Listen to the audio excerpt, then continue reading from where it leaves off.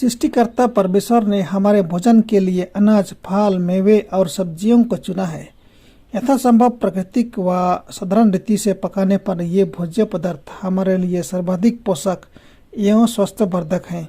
वे सामर्थ्य, सहनशक्ति, उत्साह और बुद्धि प्रदान करते हैं, जो अधिक जटिल और चटपटे भोज्य पदार्थों द्वारा संभव नहीं है। किंतु प्रत्येक पोषक भोज्य पदार्थ प्रत्येक स्थिति में हमारे लिए समान रूप से हितकारी नहीं हो सकता है। भोजन का चुनाव करते समय सावधानी बरती जानी चाहिए। हमारा भोजन हमारे कार्य, मौसम और जिस वातावरण में हम रहते हैं उसके अनुसार होना चाहिए। कुछ भोजन जो एक मौसम और वातावरण में हमारे लिए स्वीकार्य है या आवश्यक नहीं कि वे दूसरे मौसम और वातावरण में भी स्वीकार्य हो जाएं। इसलिए अलग अलग व्यवसायों में संलग्न इंसानों के लिए अलग अलग भोज्य पदार्थ स्वीकार्य होते हैं। कठिन परिश्रम करने वाले लोगों के लिए जो भोजन पर्याप्त लाभदायक हो जा सकता है, वही भोजन मानसिक कार्य करने वाले या निष्क्रिय जीवन बिताने वाले लोगों के लिए हानिकारक भी हो सकता है। परमेश्वर ने हमें भरपूर मात्रा में अनेक प्रकार के भोज्य पदार्थ प्रदान किए हैं और प्रत्येक व्यक्ति को अनुभव के आधार पर बुद्धिमानी और समझदारी के साथ अपनी आवश्यकता अनुसार अपने लिए सर्वोत्तम भोजन पदार्थ चुनना चाहिए।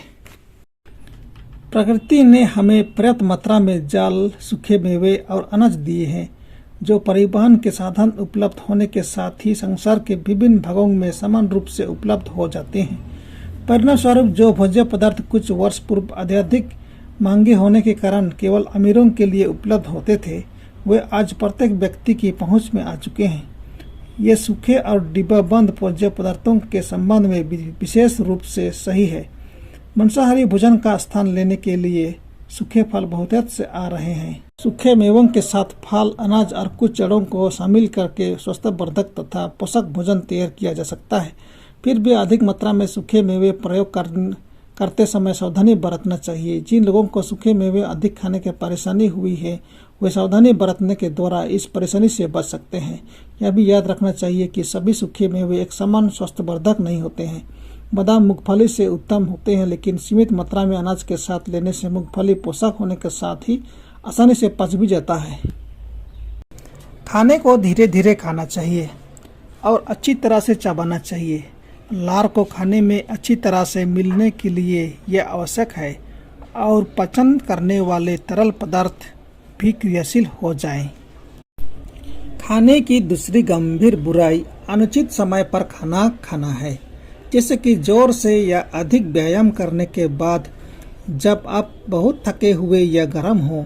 खाने के फौरन बाद नाड़ियों पर क्रिया का काफ़ी दबाव बढ़ जाता है और जब खाना खाने से पहले या बाद में देह या दिमाग ज़्यादा खर्च करने के कारण थके हुए हों तो पाचन में बाधा उत्पन्न हो जाती है।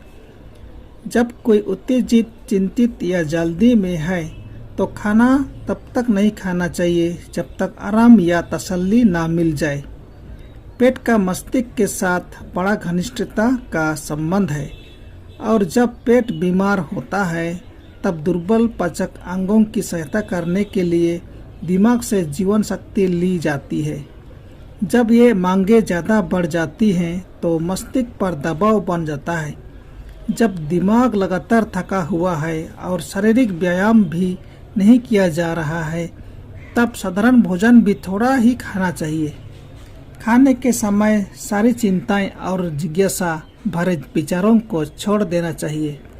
जल्दीबाजी मत कीजिए, परंतु धीरे धीरे और प्रसन्नता के साथ परमेश्वर की आशीषों के लिए उसका धन्यवाद करते हुए भोजन करना चाहिए। बहुत से लोग जो मांस और दूसरी घटिया और हानिकारक वस्तु छोड़ चुके हैं, वे सोचते हैं चूंकि उनका भोजन सदा और स्वस्थवर्धक है तो वे बिना रुकावट के और ज़रूरत से ज़्यादा और पेटूपन की हद तक खाना खा लेते हैं। यह तो एक भूल है। पाचक अंगों पर भोजन की मात्रा या गुणवत्ता के कारण ज़्यादा बोझ नहीं डालना चाहिए, जिससे तंत्र कहीं थक न जाए। मेज पर भोजन बारी बारी से रखने का दस्तूर बन गया है। यह पता नहीं होता कि अब कौन सी भोजन वस्तु आने वाली है। तब तक कोई व्यक्ति उस भोजन को पर्याप्त मात्रा में ले चुका हो जो उसके लिए हितकर ना हो। जब आखिरी क्रम का खाना सामने आता है तब वह प्रायः सीमाओं के पार जाने की हिम्मत करते हुए मन मोह लेने वाली मिठाई ले लेता है जो उसके लिए केवल हानिकारक ही साबित होती है।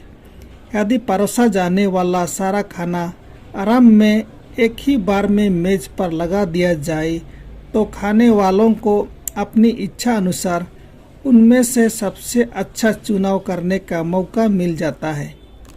कभी कभी तो ज़्यादा खाने का नतीजा फौरन ही सामने आ जाता है। दूसरे मामलों में पीड़ा की अनुभूति नहीं होती है, परंतु पचाने वाले अंग अपनी जीवन शक्ति खो देते हैं। शारीरिक शक्ति की आधारशिला ही कमजोर हो जाती है। आवश्यकता से अधिक भोजन तंत्र को बोझिल और बीमार करता है और बुखार जैसी दशा उत्पन्न कर देता है।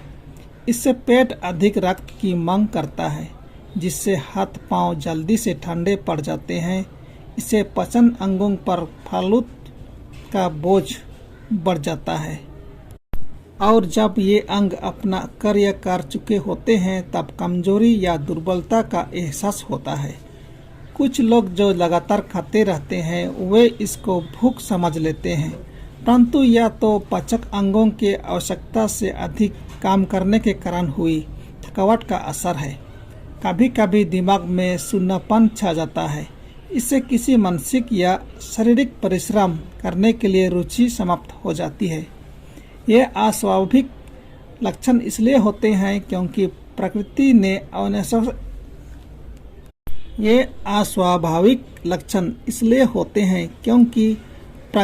ने अनावश्यक रूप से जीवन शक्ति को खर्च करके अपना कार्य पूरा किया है और वह पूरी तरह से थकी हुई है।